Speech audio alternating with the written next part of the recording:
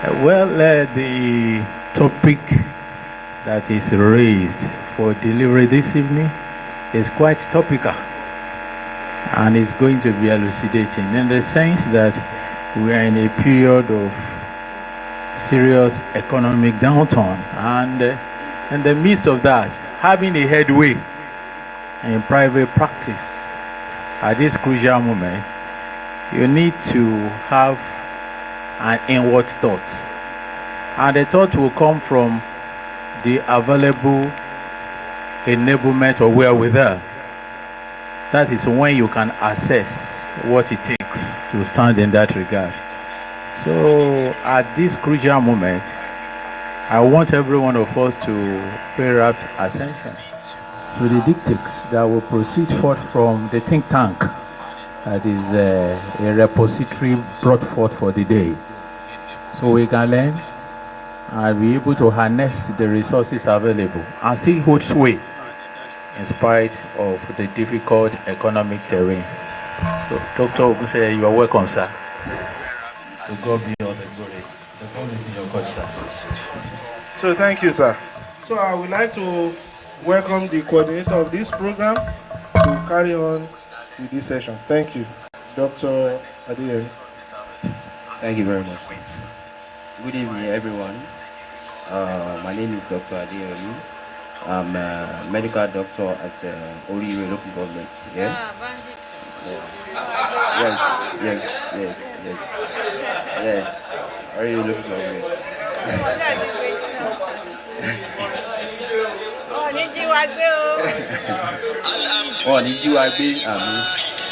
So next on our agenda, as you already know, is our last but not the least lecture for today. Okay, let's go to the last lecture for today.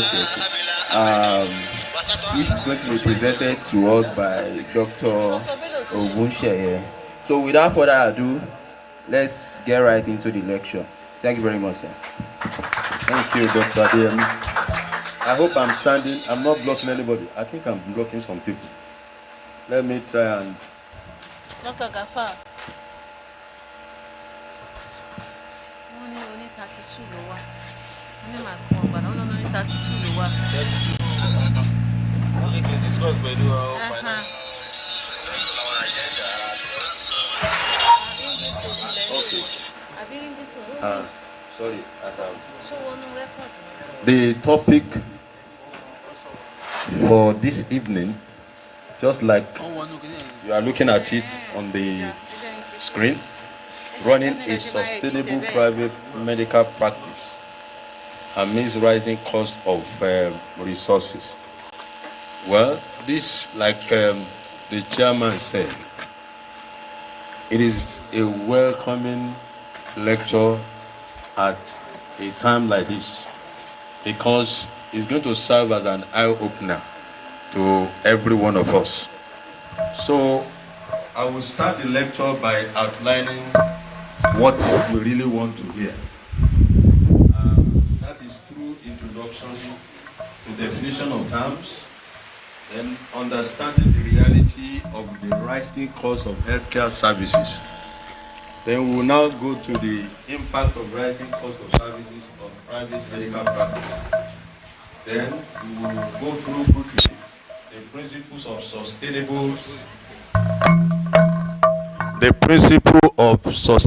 sustainable private medical practice. Then we will now look at the strategies for sustaining our medical practice, and then the challenges and other opportunities that we have. Let's go to the next slide.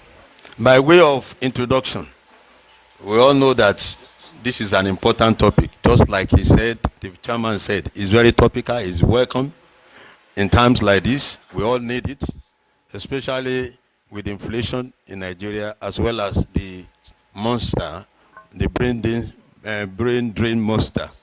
I believe that by the time we go through this, it's going to open some of our eyes to how we will particularly modify our medical practice, as we try to break even. Let's go to the next slide.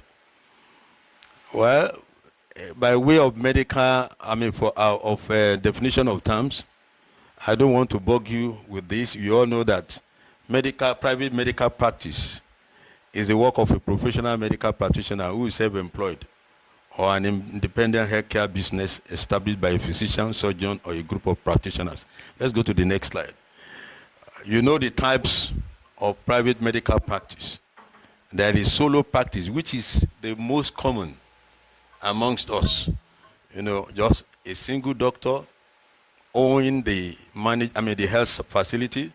Then there is also the group practice, where 2 or more doctors share facilities or resources and expenses. Then it's different from partnership practice, which is a formal arrangement where 2 or more physicians jointly own and operate a practice together. You can see the difference between partnership and group. And for group, 2 or more doctors, they share facilities, but they practice differently. They do not pool their money together, and then they don't share the profit. Maybe they agree on what they will pay for the facility in terms of infrastructure cost, and then everyone now operates his own practice, the way they really want it. Then there is the specialist private practice, a practice that focuses on on a particular specialty. You can be a pediatrician.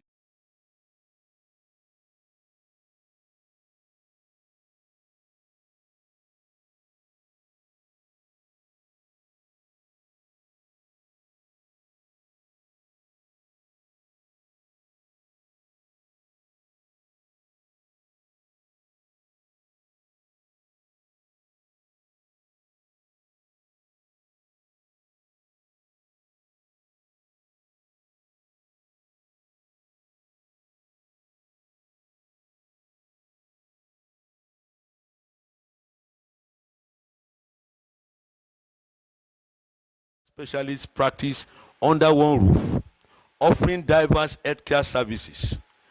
Then the private hospital practice, which is what we are all doing.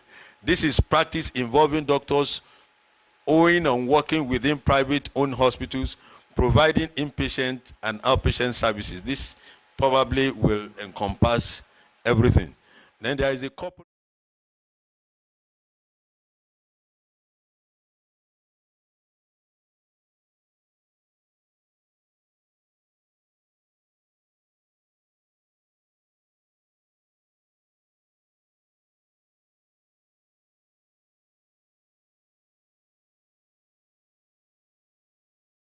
carve the place, and then they treat their workers there. Then there is the retainership practice.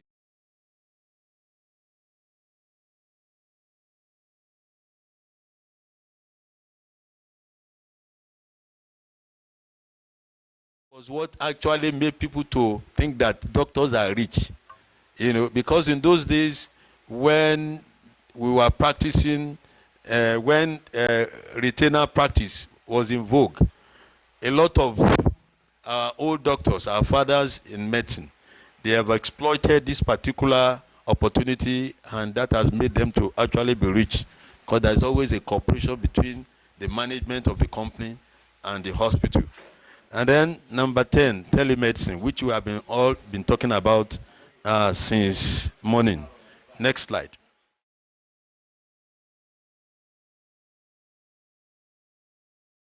Look at the realities of this rising cost of medical consumables or resources in Nigeria.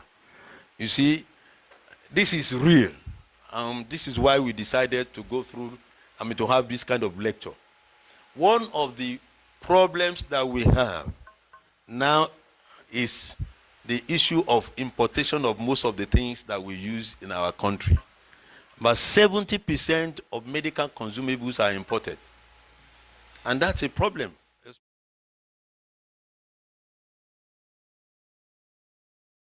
To giving rise to increased cost of supplies. The second one is inflation. Prices of consumables, like I said, increase periodically. In fact, for the past almost 1 or 2 years. I don't know whether that is your own experience in your own practice.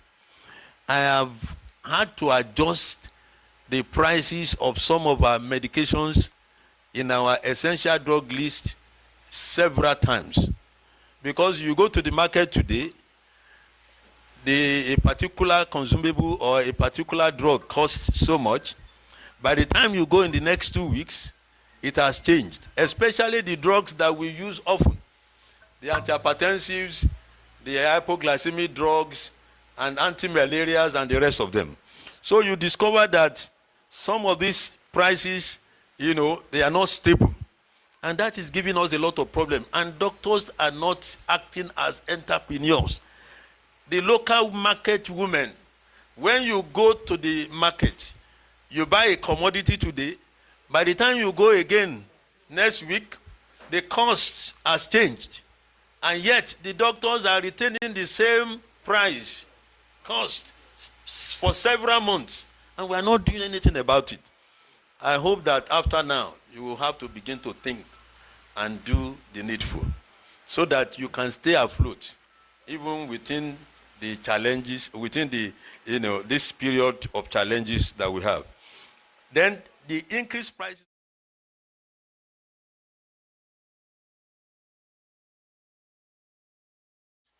by bringing in new technology, but it's been difficult because you don't have enough money. And by the time that you have tried to gather the money, the price has changed. If you don't enter in cooperative, you may not be able to actually purchase some of this equipment. And that's part of the strategies that we are going to talk about. What about laboratory agents and surgical materials? Then the issue of,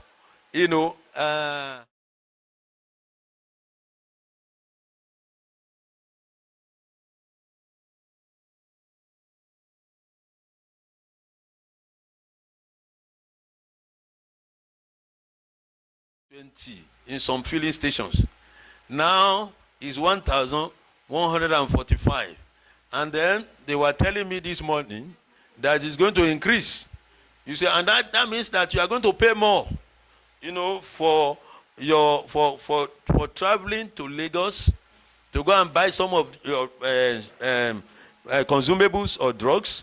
And then this particular problem about the energy market is actually making, the cost of services to swell, high. Then the global supply chain disruption is another issue. High import duties. The government has not deemed it fit to remove, import duties on some of the medical equipment that are coming into Nigeria. Next slide. Then we look at the workforce as well, and the workforce cost, which is also increasing, is driven by shortage of health professionals, which is giving rise to higher salaries and recruitment.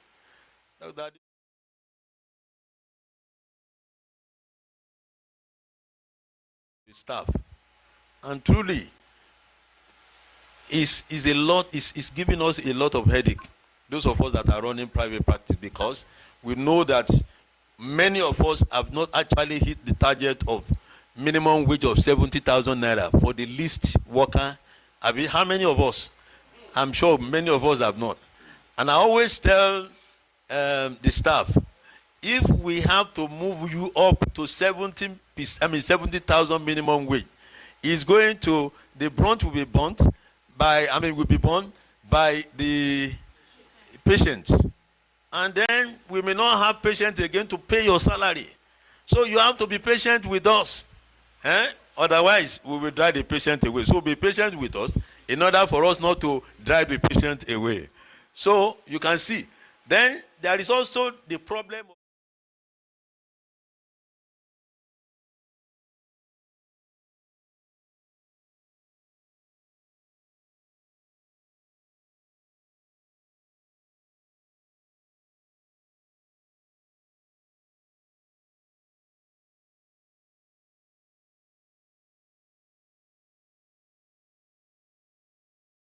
going to increase your own expenditure too. You all know that for those of us that do pension, that have pension scheme for our staff, there is the amount you will contribute. The staff will pay some percentage. The hospital will also pay some percentage, and that you continue to pay every month until they leave. Then there is also the monster brain drain. This is causing a lot of. Some of us would not have been able to come here today if not because God just helped one. God just gave us an exit to be able to come by providing some people that have come to actually stay, hold the fort for us.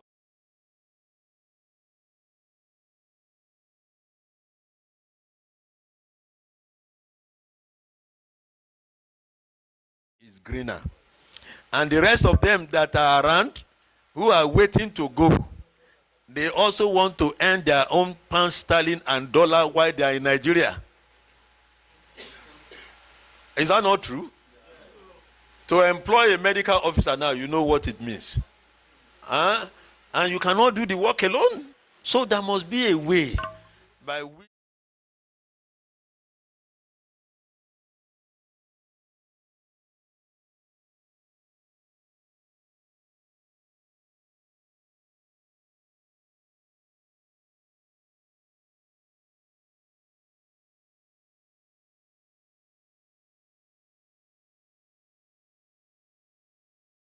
of reasons why things are expensive. Then number 5 is the rapid technological advancement. You must go with what is in vogue, otherwise your practice will be outdated. You must upgrade your practice. Sophisticated diagnostic and treatment technologies, they are available but at a cost. You can see the young man that came the other time to advertise. Some of us have booked some of the equipment with him, but it's going to cost you money. And if you don't find a way of actually recouping the money back, you may not be able to actually maintain whatever you are going to buy. Then there is the high cost of, like I said, I have mentioned number B. Then number C is increased demand for digital health systems. Patients who are educated, the society, they are demanding for this, digital health systems.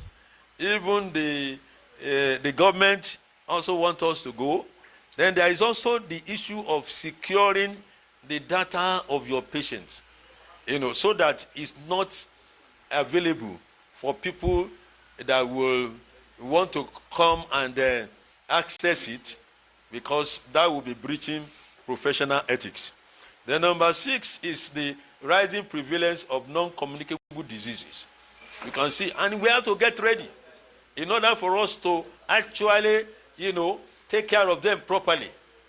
If you don't improve your skill, if you don't have the right diagnostic equipment, and you do not you are not able to have the right medication for them and combination of medications, you may not be able to have these people patronizing your health facility. Next. So we want to also look at the evidences of rising cost of resources in Nigeria.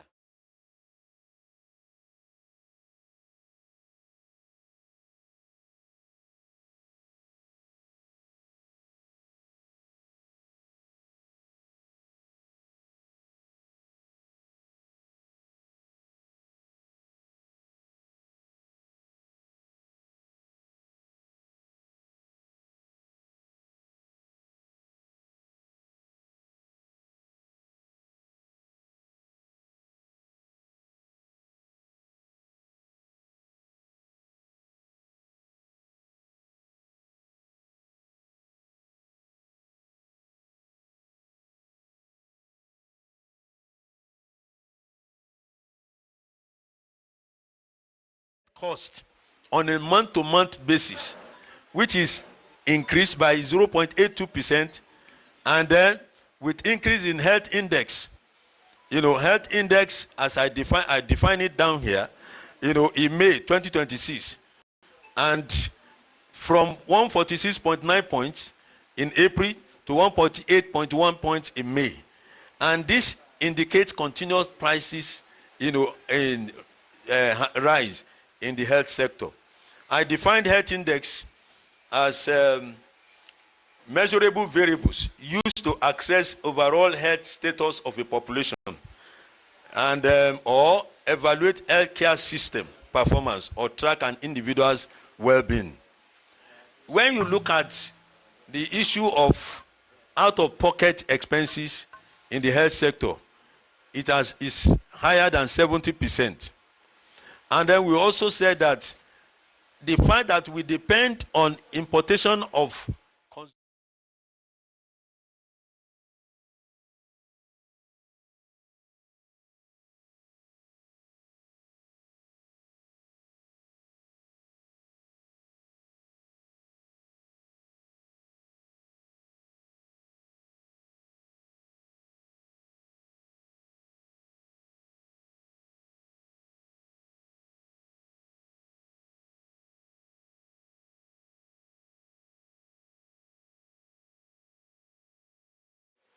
what is the impact of rising cost of these resources on private medical practice? We have a few of them. This is not the exhaustible list, but you can see them. There's reduced profit margins. How many of us have been able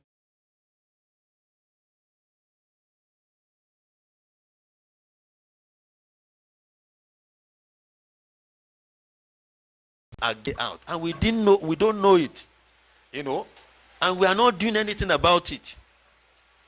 Many of us are not trying to do day-to-day calculation.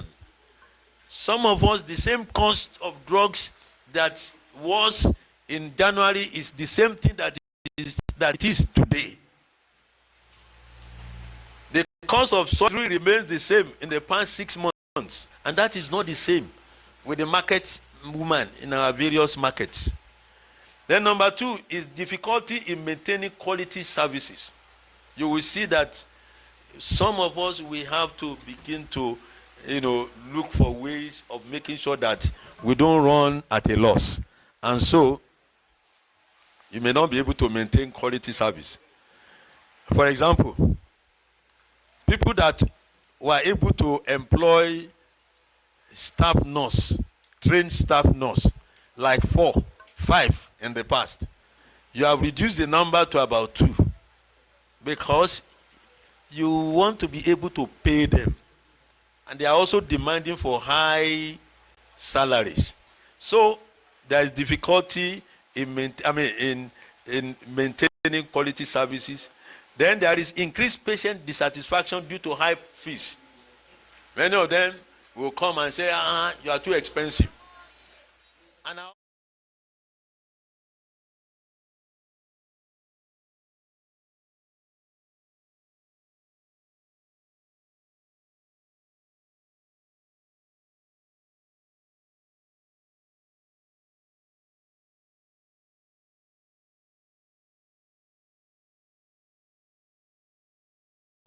God will help you. Clinics are forced sometimes to raise out-of-pocket prices. Yes, for those who are smart. Then the risk of practice closure. Somebody was rumoring, I was hearing somebody the other time that some practices are getting folded up now.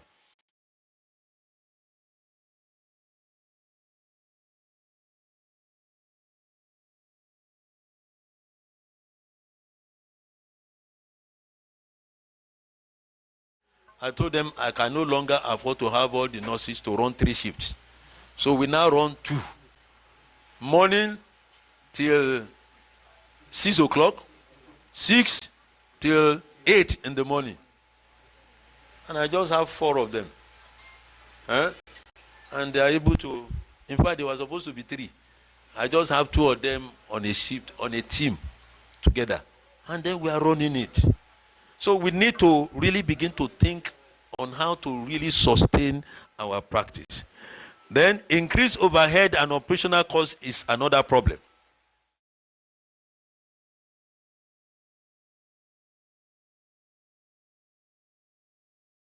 We will incur nothing less than, that was about 5-10 years ago, nothing less than 50,000 naira to buy diesel for our diesel generators.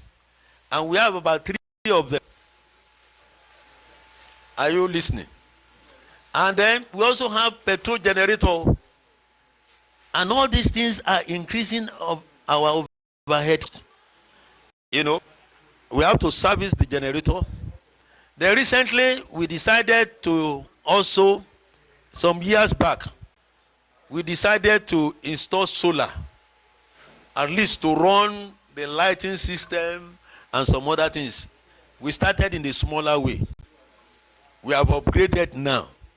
Still, we cannot run our x-ray machine on solar because it's going to kill the solar or draw the power so much that the solar and the battery will go down.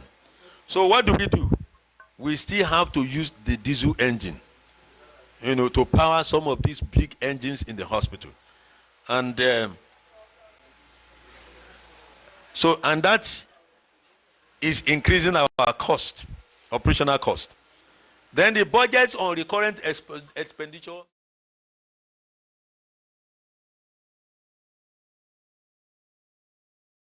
of how much you have to budget, because by the time you budget today, in the next 2 days you want to go to the market, the price has what?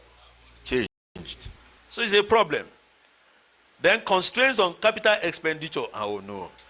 You want to add to your infrastructure, you want to acquire modern equipment, it's almost impossible.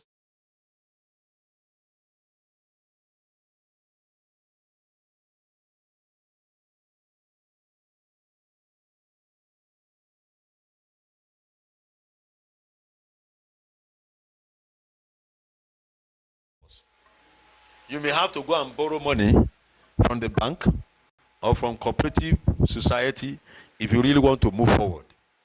Then what about delay in growing the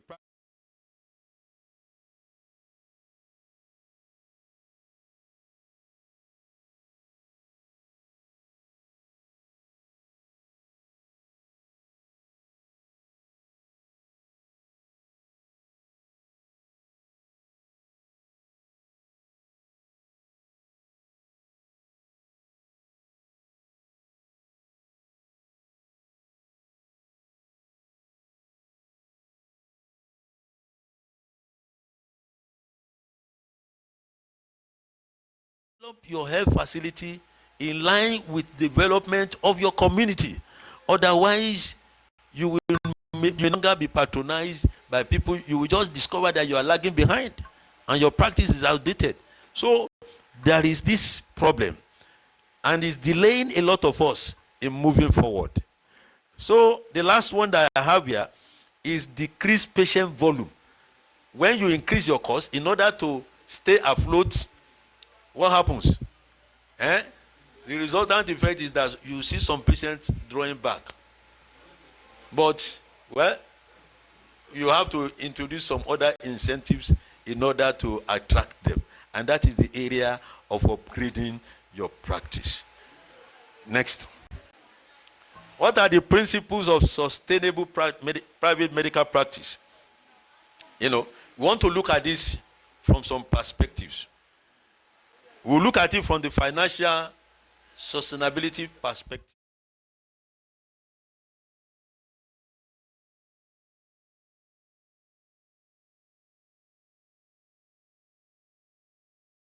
We just running, and we are not bothered about how we operate our account is gone. So there must be a maintenance of cash flow. How much is coming in? How much is going out?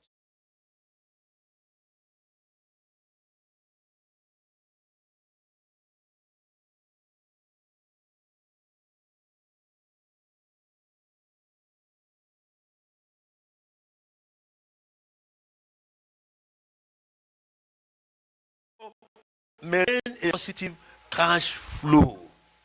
Number 2, you must have a cost benefit.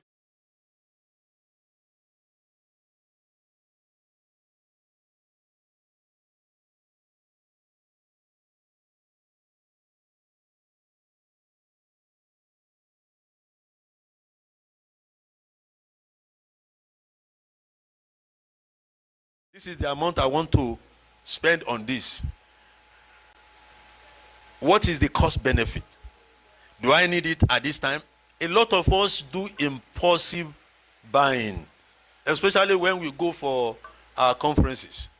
Because your friends are buying, you also want to buy because you think you have the money. You must think about this particular thing I want to buy. Okay, do we need it at this time? Do you have patients that will patronize? For example, some 15 years ago, if I can remember, my wife suggested that we should have a neonatal unit. And I told her, that's a good idea. Neonatal unit, apart from the equipment, what else do we need? We need the human resources. You need where you may not even have a neonatology for the kind of environment I have.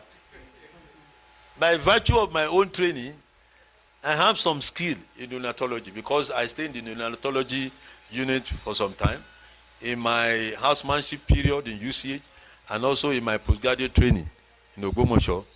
So I love neonatology. In fact, we are a referral center in our locality in Oyo for now.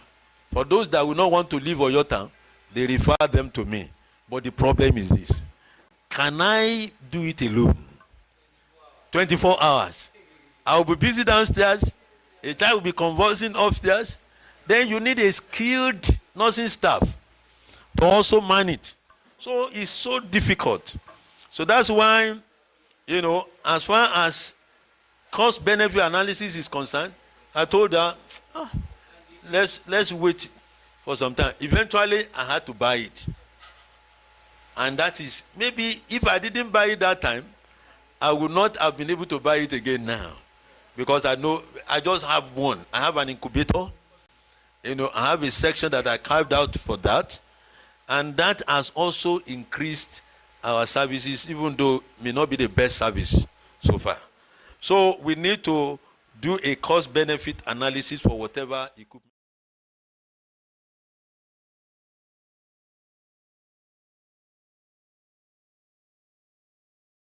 Planning. From time to time, we must make sure that we plan properly. Sometimes you say, for this year, what do we want to do? Do we have the money? Where do we get the money to do this? If you use the money for this, how will it affect other things that we need to put in place? So this is what, and budgeting is the process of creating a financial plan to track, allocate, and control income and expenses over a specific period, maybe a year. It serves as a roadmap to help us or individual organization live within their means, reach financial goals, and avoid debt. So we need to budget. If I may ask us, how many of us do budgeting? Even as you look at me, I am not a saint in that regard, but I know I must do it. But it's been a little difficult for me, maybe because I'm not too versatile. Some of these things that I put down here, some of them I have not been doing. I've been doing a little bit of them, but I have not been able to actually perfect them. So let's move. And we want to look at clinical sustainability. We must run a clinic that is clinically sustainable.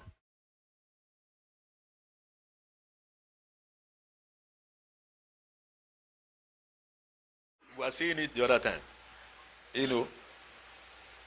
and that comes with, maybe we'll see later, training of staff, as well as, training of yourself on the job. Like we have come here today. We have come to acquire skill. We have come to deepen our knowledge. And these are things that will help the quality of care that we will give in our health facilities. Then there must be evidence-based practice.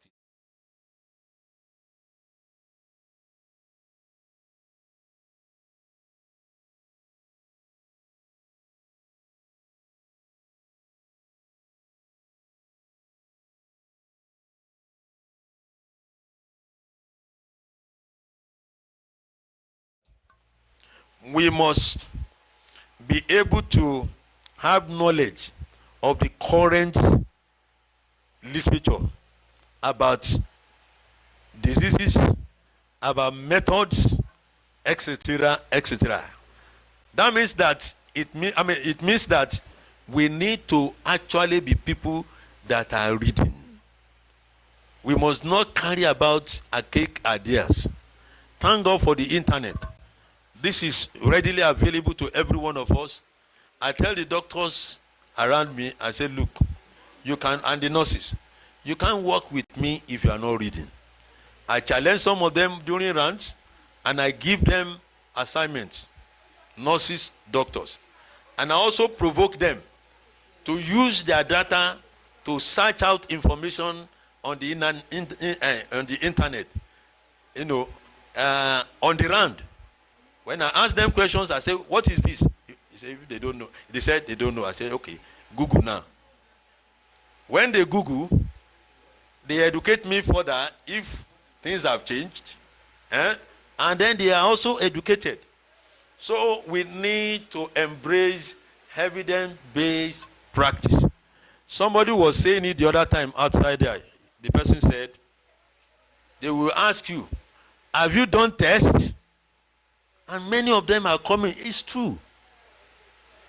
I have found out from my little interaction, even though I have not done research, when I consult in my clinic, some of them I will say, okay, and we have to do tests too.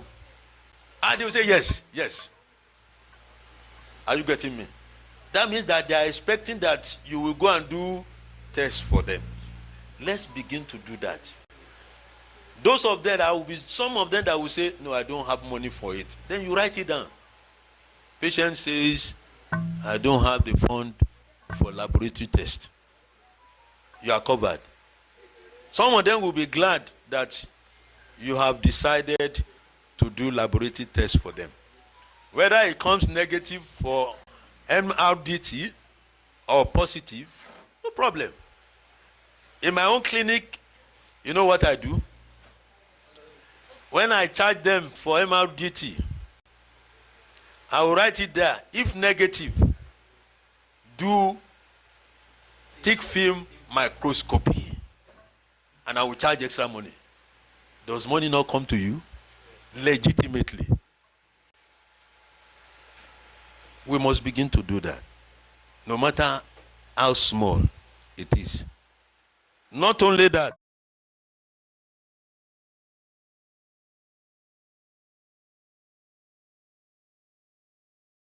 tell you something that most of us have not been doing. Which if I tell you, if you have been doing it, fine.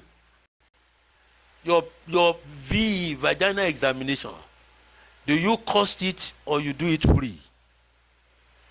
If I tell you to raise up your hands, I would see a lot of people doing it free. I got to know in 1994 that this particular test is not free in one of the hospitals that was seconded to go and man. That is Baptist Hospital, Eku.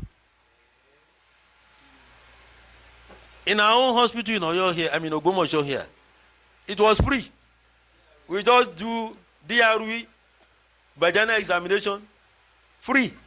But when I got there, I said, I wanted to do B. They collected the card for me. And I got up to go and do it. They have a small room for pelvic examination. It's also vaginal examination anyway. So I said I wanted to go and do it. They said, no. The patient has not paid. I said, pay for what? He said, for vaginal examination. I said, it's free where I'm coming from. People of God. Or people, and you are all of God. Don't mind me. It's a common language in my mouth. So I said, I will carry this back to Ogbomoso when I go back. And I brought it to Ogbomoso that every pelvic examination should attract a cost. Till date, I cost my vaginal examination. And I use, and DRE, and I use sterile glove for them. And they pay me my money. It's not free. This is how to sustain our practice within the dwindling economy. So we must use the rational, we must make use of rational investigations. I tell my doctors, I say, look, anyone that has hypertension in an adult, even in a young person, please encourage them to do renal function tests. Encourage them to do lipid profile. Do you know that hypertension and kidney hypertension and lipid metabolism, abnormal metabolism, they go together? Research, that's what we are talking about, evidence-based medical practice. So you do it. You do both, and UCG, and you do, and when you do all this, you also add abdominal ultrasound to it to check the kidney. What does it bring to you? Money. You are sustaining your practice. If they don't have, well, they will come back when they go and look for the money. I think I am communicating. What about rational use of medication?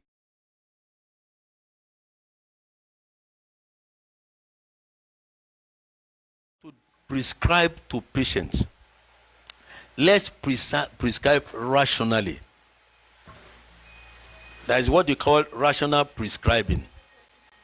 So that anybody that sees your medication or your prescription will know that you are a doctor that is worth his salt. And you know that from your heart of heart, you have not cheated your patient. And yet, you have your money. Sometimes, when I have some people in front of me, and they have pain, and I will ask them, what have you used? If they told me they have used this, they have used that, then my head I'll begin to rattle in my head. What other things can I add to them that they have not used that cost more money? Are you getting me? Then I will think about it. Okay, let me give them a drug that they have not used. Do I have cocodamol? Do I have Sidalud? And so when you have those things in stock, then the money for paracetamol, because if you give them paracetamol and they discover that it's paracetamol that you prescribe again, they won't come back again. So these are things that we need to. Then we have talked about rational use of investigations, and then we have also talked about the diagnosis, and then so all this will help us, to actually make sure that things are done properly. Next slide. Then we talk about operational sustainability. How do we operate our clinic? Clinic management is very important and must be efficient and effective.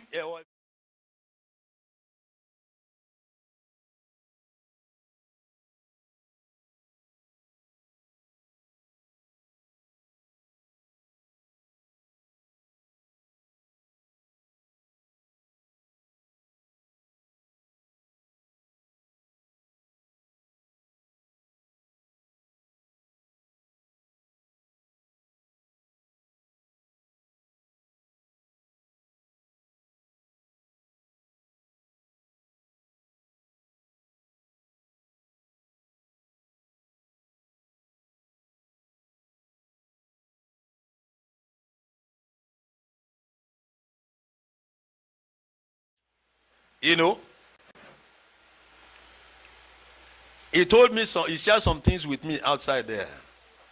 And then we need to begin to think about this. Number one, appointment schedule that is secure. Abroad, you don't just go to the clinic anyhow. People have strained us, or they have stressed us in the past. And our generation, we, the baby bloomers, we are fading away gradually. And if care is not taken, the generation that is coming after us, the Gen Zs, they are not as resilient as you people are. They are people, they are computer age people. They don't want too much stress. They want small money. Small work, big money. Their own focus is money, money, money. And I have discovered that the Western world must have gone through the state that we are going through now, and they have become wiser. I remember when one of my daughters was about to deliver, and I was with her abroad, and she said she had some form of drainage, whether it was vaginal discharge or water, we wouldn't know. There you don't just go to the hospital. So she gave a call to the doctor, and the doctor said, don't come, wait. In Nigeria, what will have happened? They will have landed in your clinic. Are you getting me? At the wrong time. Oh, you said, don't come. About 4 hours later, we call again. The man said, no. He asked some questions. He said, no. When it was around 3, 4, I said, look, don't call again. Let's carry our load and do like Nigerians. Let's go there. So we went.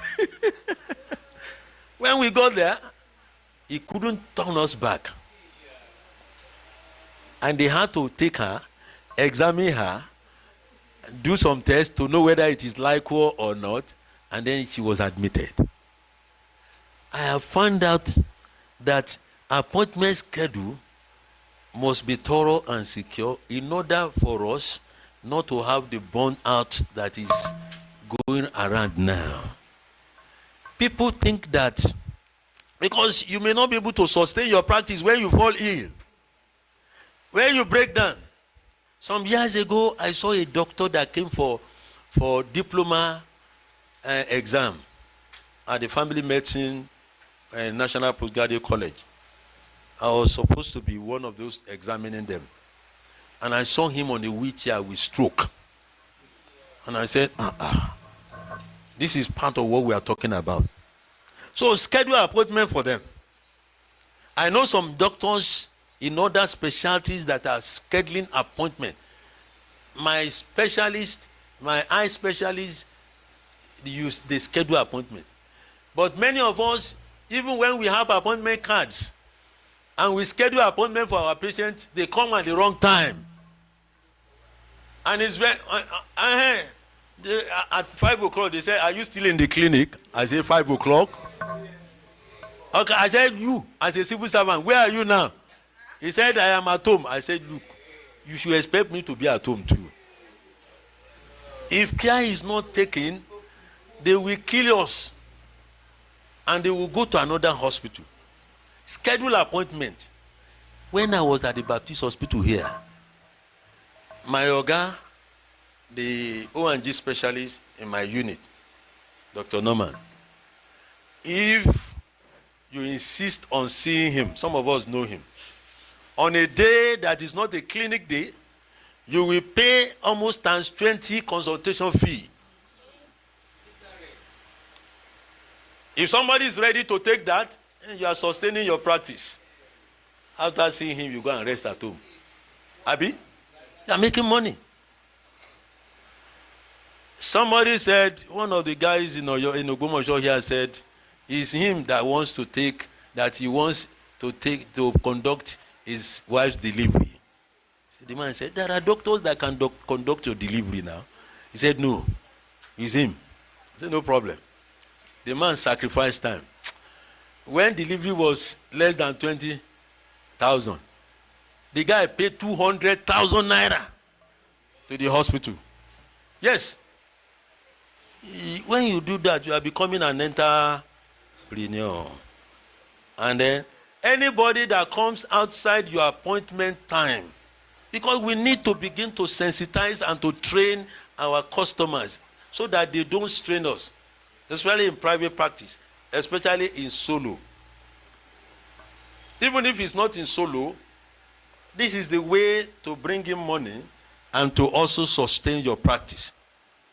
Follow appointment. Anyone that comes outside appointment, tell him to pay more. I know some people that on Sundays, the consultation fee is different from other days. If you come to me, to my health facility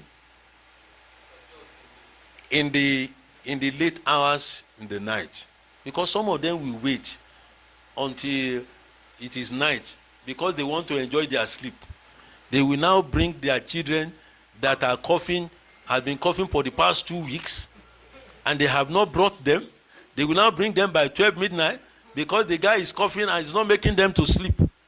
And you want to take the same consultation fee, then you are not an entrepreneur. You cannot sustain your practice. You are only killing yourself. You are straining yourself. So let's pay attention to that. And let it be strict. Be strict about it. Number 2, electronic health record availability will help us to consolidate patients' information into an accessible and researchable format.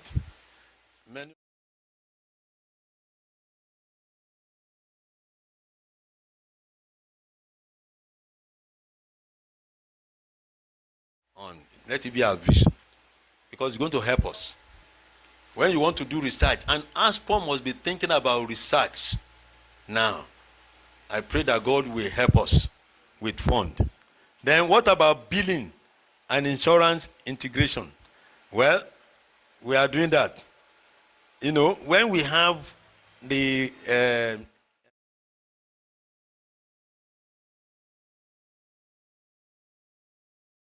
to actually make it easy for us, application.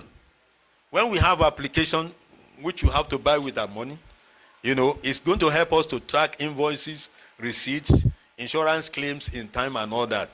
And payments are directly matched to patients' files, thereby minimizing accounting errors. We know that we need staff to do that. But when we have appropriate staff trained for that, you discover that the HMOs will want to actually have a kind of a relationship with you. What about inventory management? Many of us do not have inventories for our pharmaceuticals, our vaccines, and other medical supplies, and we should have them. We must have stock cards. Stock cards for all our pharmaceutical pharmaceutical drugs or pharmaceutical supplies. When you buy, you enter into your stock card, and then the pharmacy staff must be able to manage it. And then from time to time, you do the auditing. And then you have you have your shelves as you arrange all these drug supplies and all that there. And then first to stock in, first to come in, first to go out. First to come in, first to go out, in order to mitigate expiration of drugs without you knowing. So inventory management is very important for all our commodities. And then it will also help us to make sure that there is no out of stock.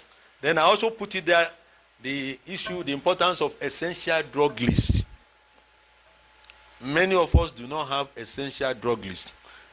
In this era of constrained resources and inflation, rising cost of commodities, then we don't have to have drugs with trade names.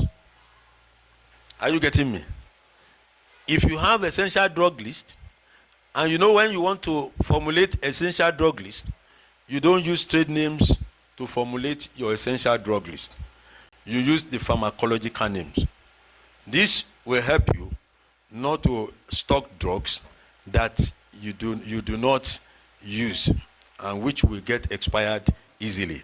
So it is very important for us. Let's look at another one. Staff productivity and accountability. Staff productivity is a quantifiable measure of how efficiently a worker or group converts inputs in terms of time, effort, and resources into valuable outputs. The outputs are services for us, other.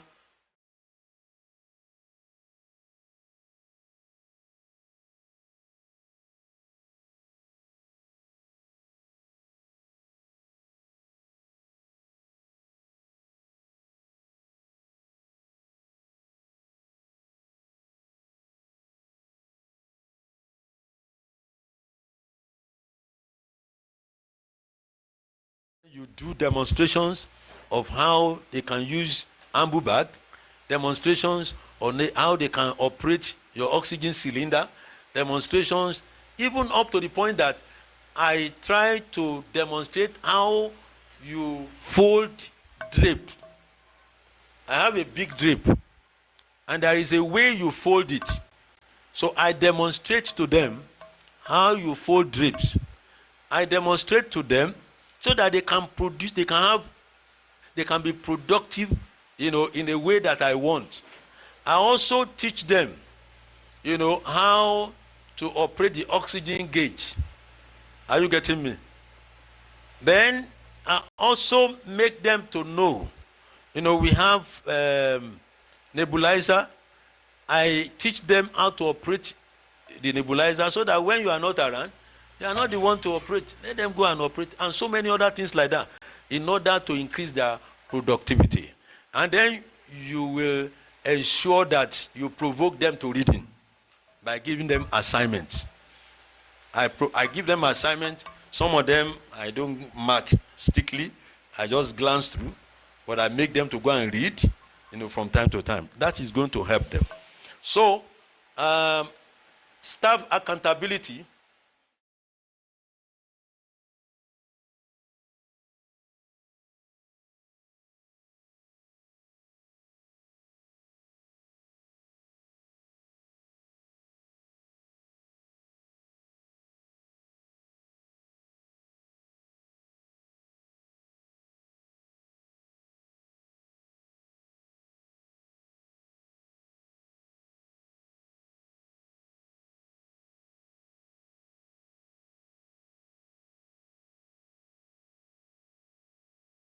Medical. With some of them, we allow them to go for programs organized by some NGOs and the rest of them.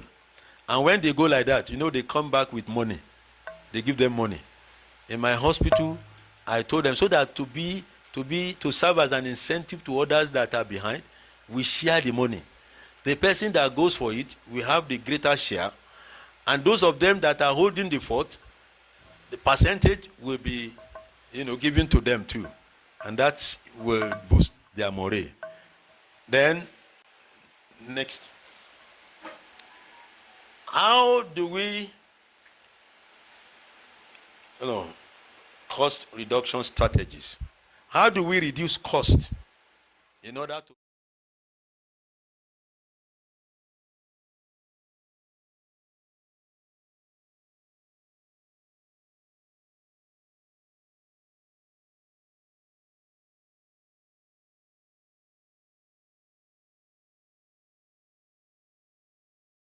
a lot of what do you call it, stealing, and you may not know what is being moved out of your hospital, and you may have to replace them.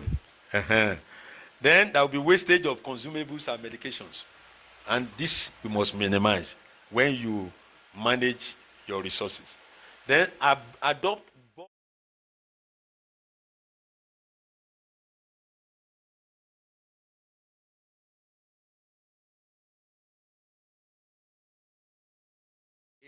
You must negotiate. And then two people can come together and buy and then share. Then we must stop buying things one by one, one by one. There was a day I wanted to operate in one hospital. It was at that time they went to go and buy blade. I said, how much is blade? So we should stop that kind of thing. It will not help our hospital. Then we should practice preventive.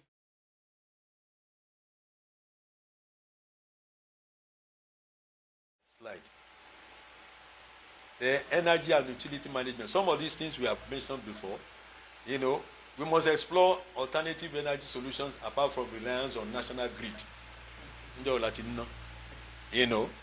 So in our hospital and many other hospitals here, they use solar. We use solar a lot. Then we must purchase energy.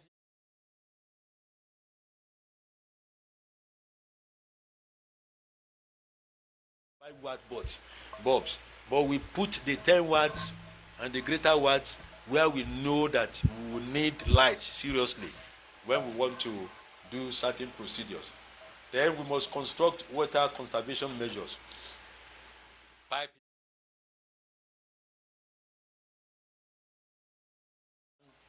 storage tanks, and then all the rest that can help us minimize, wastages of resources, especially money.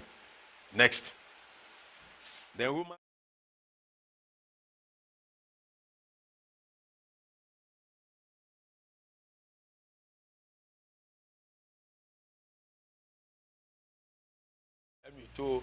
To employ staff nurses all through. Apart from the fact that they don't stay long. They just want to use your hospital as a stepping stone to going abroad, and move on, So you have to really see which one can we employ that will stay longer, and then you mix your staff, 2 plus trained nurses, RN, midwife, RM, you mix them. That's what we are talking about. And then if government wants to partner with you, if NGOs want to partner with you, they will find you worthy to partner with. That is what will make us to be sustained. Another one is we must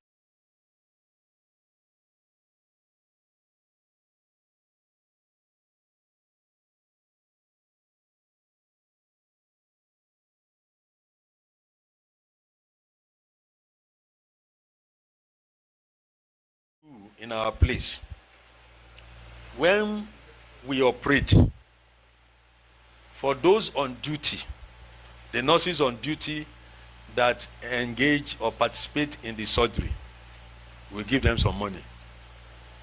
We give them, all of them, money, and they are happy. In fact, maybe they will even be praying for surgery for you, and then you have more surgeries. So we try to do that, for them. And next one. How do we need to generate revenue too. Part of what we have been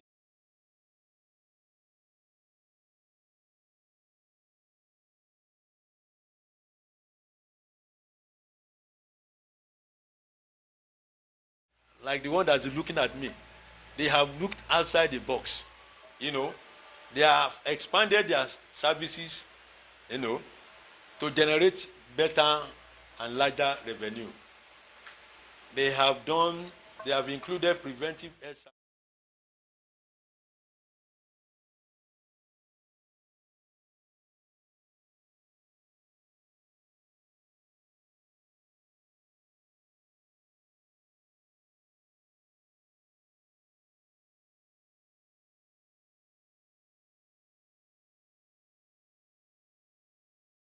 Reduce the price, especially when you have a good lab.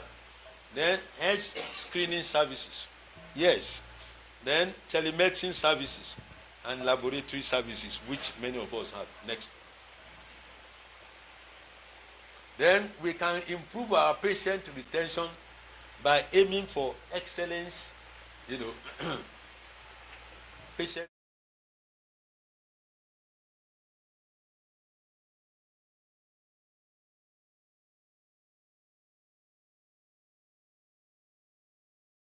Money is 20,000 naira. You know, Yoruba man will come to you and say, how much will you reduce for us? We must not be too tight-fisted sometimes. Are you getting me?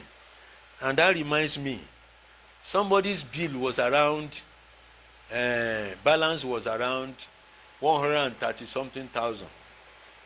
And the guy said, I should allow him to go away with 37,000 as discount. I said, 37,000? I said, that is too much. I went to buy a car of 2.5 million some years ago. And I asked the car dealer, what discount will you give me? Guess how much he gave me? 5,000 naira. And you patient, you are telling me to remove 37,000. That is their mentality about you people, about us. They think that we just arbitrarily charge them. We must charge them with figures so that you can remain sustained or sustainable as a practitioner. We must have a structured charge. We don't have much time to say about that. And then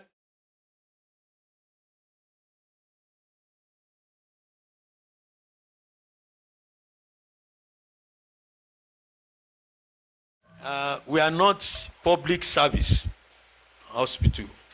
We are not public hospital. We must be able to encourage our patients by the way we relate with them so that they will keep coming. Then we must build a robust follow-up system. When you see a patient, don't just allow them to go. If you treat malaria today, how many days will you want to give them for follow-up to come back and see whether they've improved? At least 3 days. Your malaria drug must have been working or worked. If it comes out after 3 days and it's not well, you look at the person again. If you just see them and they just go, if they are not well, they go to another place. So you must build a robust follow-up system. And this is going to help them to be attached to you. They will not go elsewhere. It has helped me a lot. Somebody I was thinking that has malaria, by the time I told the person to come back, he had pneumonia. And we are treated for malaria. It was after 3 days we reviewed when he was not getting well, and we discovered that he had pneumonia, because we had signs of pneumonia in the chest. And it's going to help you too. So next one is establish an effective patient loyalty program. They call it PLP. A patient loyalty program is a structured strategy used by healthcare providers to encourage patients to return for care. Patient loyalty is part of follow-up.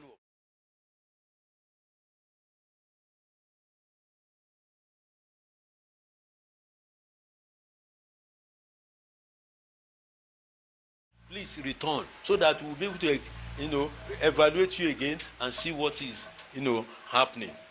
Then when they come like that, we can give them money for transport back home to encourage them to continue in that kind of habit, and then that will foster long-term relationship. Next, we're still talking about revenue generation enhancement strategies. Strategic pricing is very important. Fees should undergo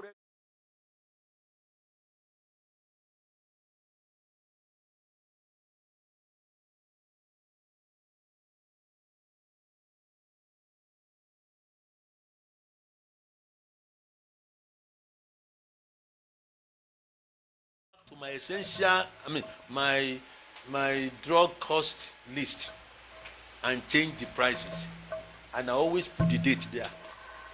If paracetamol is 10 naira per tab today, and I move it to 15 naira per tab, I will cancel 10, I will put 15, and I will put the date today. So that the next time that somebody has come to work for me, and the last time we changed it was 6 months ago, the guy will say, okay, 6 months ago, no, price of paracetamol must have changed. He will also use his own initiative to cost it in a proper way. Then billing practices should be transparent and fair. We try to do that. Some of the patients will even ask you, let me see my invoice, or what do they call it? One has asked me before. I treated somebody who was supported by an NGO in America. I did a hydrocelectomy. Oh, well, let me say herniatomy for the child. And the people that wanted to pay will not accept just me giving them the bill and they pay. They said they want to see how I arrived at everything. Structured billing system. I did it. There's an amount for bed fee. There's an amount for generator. That is power. Yes, because I have to maintain my generator. I don't know why you gave me this lecture. Why? Maybe, or maybe because the little that I do, God wants me to pass it across to you. Some people are doing better. So you pay for nursing care, you pay for doctor's care, because I do round every day. You pay for other commodities. Are you getting me? And at the end of the day, you pay for utility. The other utility is, in my hospital, they demand for water to bath in the morning, hot water. We give it to them and all that. And all these things, some of us just let it go free. No. We must sustain our practice. Otherwise, we will kill it. So, flexible payment options should be adopted or allowed, just like somebody, Dr. Adeoye, was saying the other time. Next. So, we need to leverage technology. We have said it. Some of us are still doing paper management because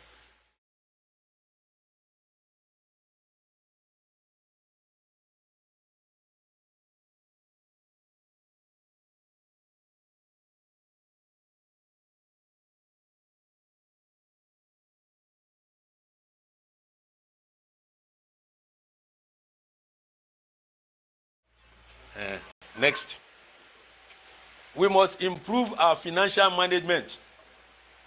I think we have also said something like that. We must ensure accurate bookkeeping, regular financial audits, pay attention to key performance indicators, KPIs. KPIs are quantifiable, data-driven metrics used to measure the effectiveness of an organization, team, or individual in achieving specific goals. How do we perform? Did you reach our goal? What was the number of clients? We are not keeping data, and we must keep data.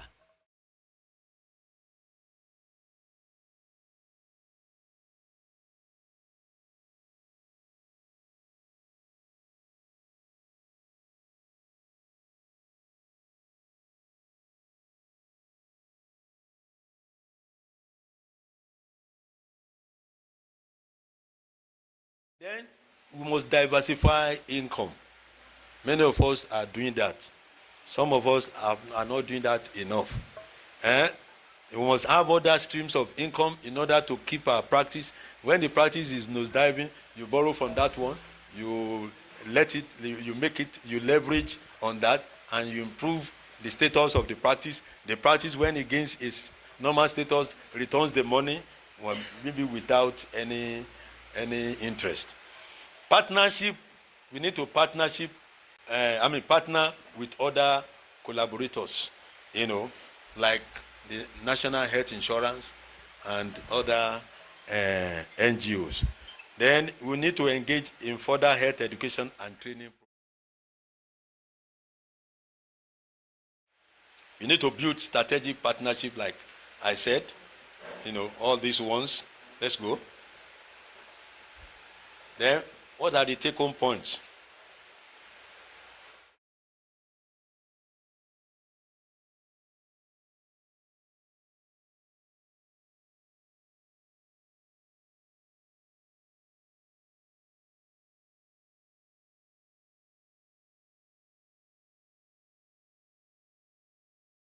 Why are we doing well?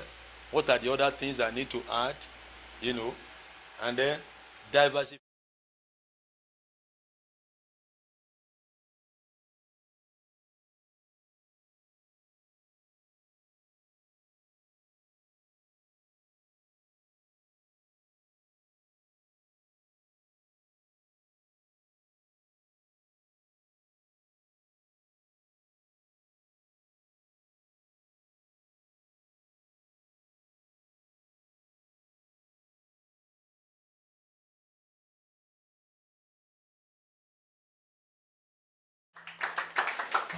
So, because of our time, let us quickly welcome any questions, comments, or contributions.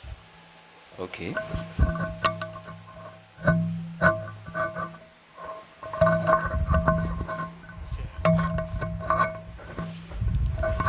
Thank you very much, sir.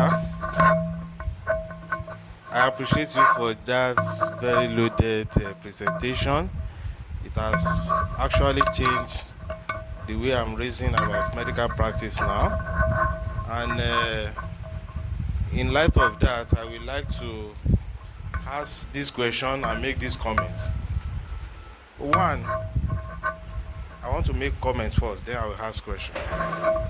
I found out that the same man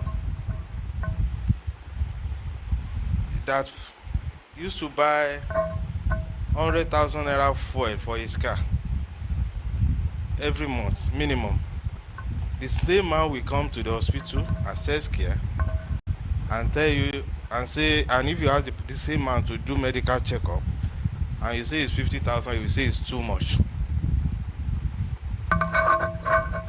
That same man that will go to an eatery, spend let's say 20,000 at a go, the same man will come to the clinic, you will consult, do this. At the end of the day, we say your 5,000 naira consultation is too much. I think one of the problem of medical practice in this country is the value system. Maybe because of the way they introduce health to us, health and education were introduced through free windows. Because it was made that we were made to believe that health and education must be free. We were not taught that even where it's free, some people must pay for it. That's one fundamental issue. Because the way we run hospital as a business is not really the way they do business.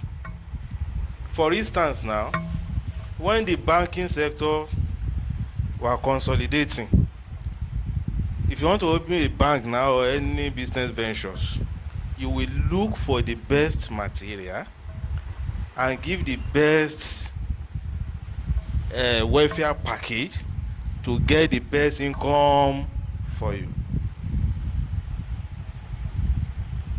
You will now discover that in business, the more you spend on your inputs, the more your income.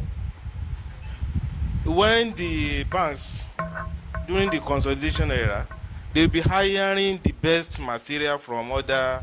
They will, in fact, a marketer can get 3-4 promotions in a year, because you will go to this one and say, okay, come to our bank. What are you taking there? 200,000. We give you 300,000. When it gets another, we say 300,000. We give you 400,000. And the same man that is collecting. In fact, I was looking at the package of some MD in the back. They are talking of millions per month. Why is it that hospital business in this country cannot generate enough money to fund a sustainable practice in terms of quality and acceptability? Somebody will go to the market, they will tell you this Toyota Corolla is 10 million. That person will say, and it's fair, it's cheap. 10 million, very neat. The same person will come to the hospital, get collapsed, resuscitated, and get back home. And when you charge 500,000, you say, ṣé mo jí mi dìde ni? Kí lẹ ṣe gan? That means the fundamental issue is not that people cannot pay, but there has not been value for healthcare services. That's number one. Number 2 point I want to raise is that most of us are selling a product that our neighbor is not even aware of. That means our advertisements, our marketing is weak. We sit down in the clinic expecting clients to come, while in some other entrepreneurial area they go out to fish for clients. Most of the time we are even carried away with the fact that we cannot advertise, we cannot do this. In fact, me, I've researched into this. There is nothing like that you cannot advertise in medical. The only that is the methodology with which you advertise that is different. Now, there is a friend of mine that started medical practice in Lagos. He said when he started, in fact, almost 2 years, it's not making anything. It's not making anything. That's where my question will come, if it is legitimate. Now say, what's the problem? Then he started, he said he now find out that when people are sick, because of the value they place on their life, they will first go to quack because of cheap money. Especially most people that we are dealing with, they first go to, even if they are pregnant, they first go to Yalago. You see even airlines delivering in a center that is not certificated. When they get there, it is now when they have problem that they will now be referred to you. Now, though they respect those people, they are first counselor, they respect them so much. Whatever they tell them is what they hold on to.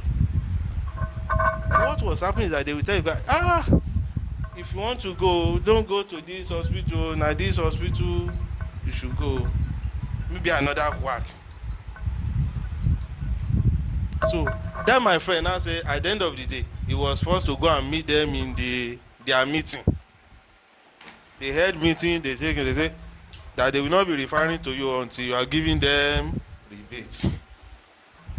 And when he fall in, he started seeing patient and he break through. And he build this, build that. I want to ask that question. Is that a marketing strategy? Is it good for us that we rebate system for our practice? Then another thing is that there was a time I was in Abuja. I attended NMA exhibition. In fact, NMA started this exhibition issue because of, they find out that even the rich in Nigeria, they are going abroad to access some services that are within their neighborhood. There was a person that went to India for a procedure. In fact, they sent that person down back to Lagos. That this procedure you are queuing here to, you brought almost 10 people. You can, is there right there in so. They said they don't know. Every year now, NMA will gather all doctors to come and exhibit what they are doing, what they are this, what they can do, what they are up to, the equipment we need. Like in our facility now, we have, especially our laboratory is well equipped, but we have never gone out to even to tell the generals to say we can do this, so we can do this. They still refer to people that used to go to them, and we are losing revenue to those people. Even for me to get time to move out.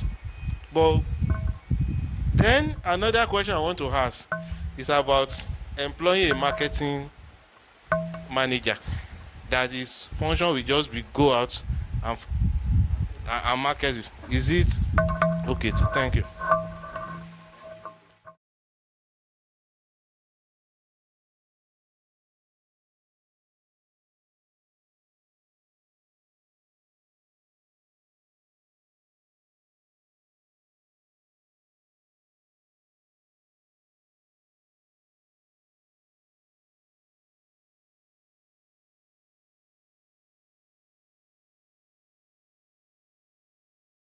allowed advertisement of hospitals, but people are doing it strategically. They are doing it strategically. You will see some health facilities printing out some brochure to inform you that they are doing what do you call it? Comprehensive screening. This thing, baby. No, when you don't have RVF, I mean IVF, they will do that. If you don't tell them that you are doing it, they won't patronize you. So they are doing it in a way, and nobody is making noise about it.